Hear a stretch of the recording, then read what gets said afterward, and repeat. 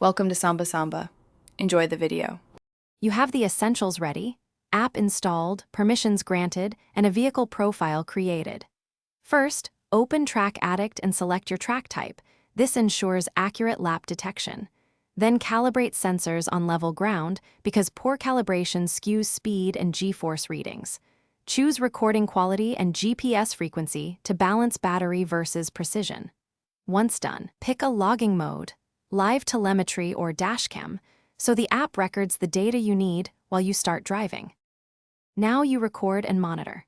Press record and begin your warm-up or hot lap session. Track Addict auto-detects laps if your track is in its database, but you can mark laps manually for precision. Watch real-time overlays for speed, sector splits, and G-force to adjust braking and throttle points. Make sure to glance at telemetry graphs between runs to spot trends, tire fade, or inconsistent entry speeds, because correcting those saves time. If needed, toggle settings mid-session for higher GPS rate or video resolution. Finish by stopping and saving the session. Export CSV or video for deeper analysis. Open the session analyzer to compare laps side by side, review speed traces, and add notes on each run so you remember setup changes. Then export clips or share a session bundle with coaches.